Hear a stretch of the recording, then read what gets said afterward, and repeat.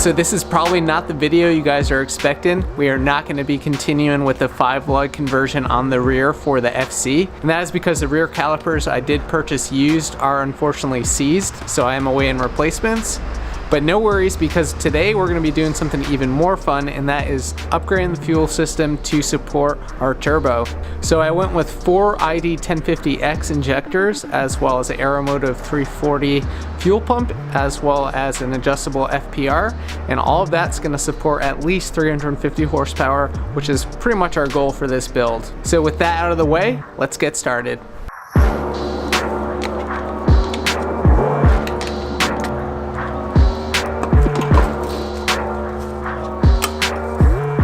Alright, as you can see, these fuel injector clips have seen better days, barely held on. I did discover that the rear rotor did stop firing one day, and it was just because this thing wasn't seated all the way. Luckily we have new connectors as well as injectors, but moving on, we are going to remove the UIM, and there's just one bolt and a few nuts, and we'll also disconnect the fuel line going into the rail and out of the fuel pressure regulator.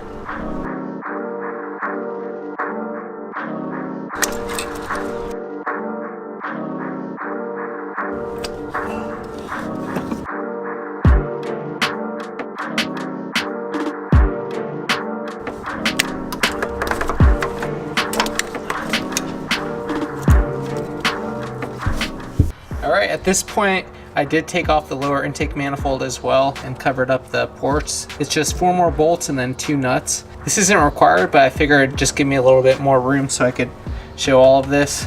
As you see here, we have our primary fuel injectors with their line coming in, and then our secondary is on our upper intake manifold. But I'm going to remove this and then we'll go from there.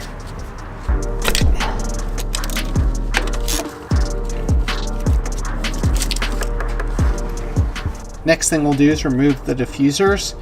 You won't need these with pretty much any type of modern injector, but you do want to be careful because these are plastic and a little bit brittle after years of being run. So just be careful that you don't break them and it falls into the motor. Alright, now we can modify our ID 1050X injectors to work with our stock FC fuel rails, and if you purchase these from Full Function Engineering, they'll provide pretty much everything you need. You have your lower cup as well as your long top hat, and basically what you want to do is remove this lower cushion as well as this O-ring, and we'll install 2 smaller O-rings and then the lower sleeve, and then on the top we'll install this hat and then clip it into place. First thing I'll do is remove this lower O-ring. Then we're left with this cushion right here. What I'm going to do is just snap a little section. Then I'll slide this off. Then we'll lubricate 2 of these smaller O-rings and install them on the injector. And we'll add some more lubricant and slide on our sleeve, and you should hear it snap. Then we'll add some more grease to our top O-ring and slide over our top hat, and then install this clip to hold it in place. That is our assembled injector.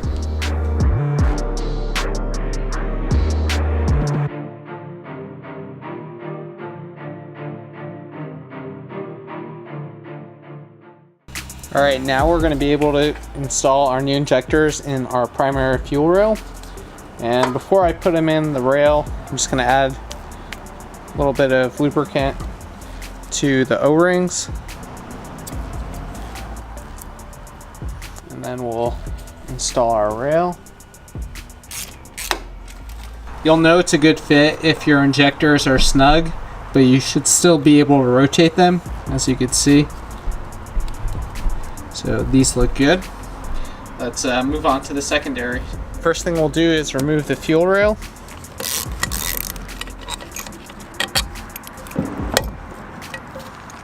Then we'll remove the injectors and the fuel pressure regulator. Alright guys, well it turns out even after you remove this FPR, you can't really adapt the aftermarket one. onto here, which is unfortunate, but that's okay because the Turbo 2 manifold that I have actually has a modification that will allow you to run a AN fitting on this side, so I'll put my regulator on that side. But for now, we'll just stick with this and stick with the stock regulator. Once we start moving over to the Turbo 2 manifold and so forth, we'll be able to use our Aeromotive one. Alright, before we do install our new injectors, we do have to remove the diffusers on these ports as well.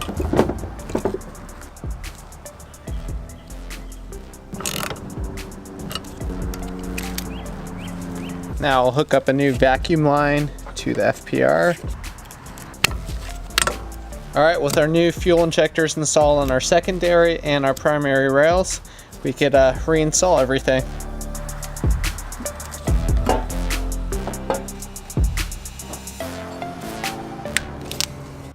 Alright, before we put on the UIM, I'm actually going to change out these plugs to match the new injector connectors.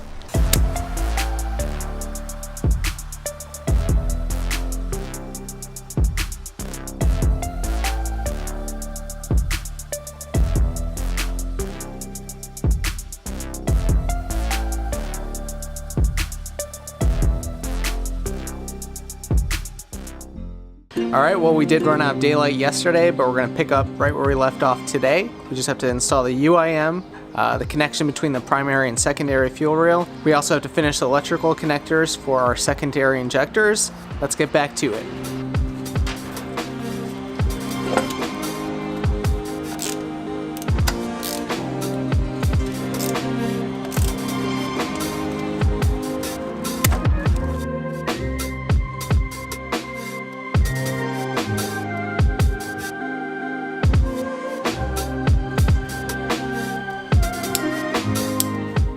Alright, new injectors are in. We have our new connections, so those should be good to go. There's just one more item we have to finish over here, and that is to remove this resistor box over here. From the factory, some of these FCs did come with low impedance injectors, which means you have to run this resistor box. So we're just going to remove that and we'll be good to go. Alright, so now all we have to do is connect these 5 wires together.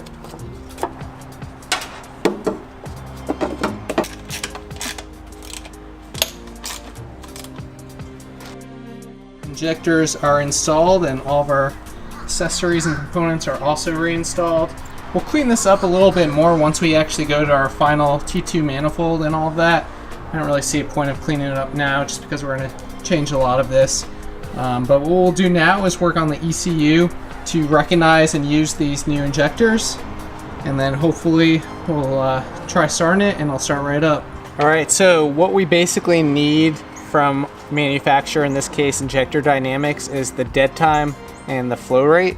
So the dead time basically indicates the amount of milliseconds that it'll take for the injector to physically open once it gets the signal to do so.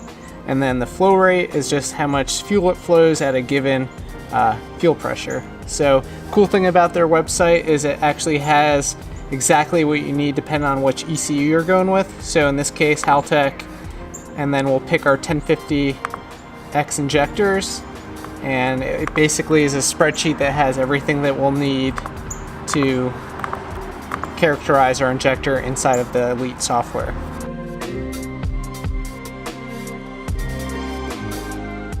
Our injectors are set up, and theoretically, since this is based off volumetric efficiency, we shouldn't really have to change the fuel map, assuming that the model for our fuel injectors is close.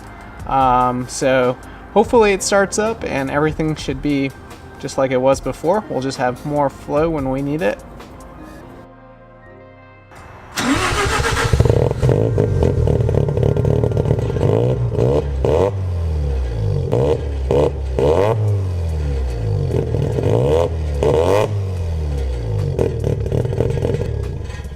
As you guys just heard, this thing started right up. It's really loud. Sounds pretty good though, besides that nasty exhaust rattle, which we do have to fix. If you do have that injector data that allows you to model them accurately in your ECU software, it makes this process go a lot smoother. I didn't really have to touch any of the fuel map at all, and the AFRs are still spot on, so it's pretty awesome. In the next episode, we'll be resuming right where we left off by installing an aftermarket fuel filter and fuel pump. And then after that, we're going to modify the Turbo 2 manifold to mate up to the 6-port engine. So a lot of stuff coming your way. I'll catch you in the next one. Peace out.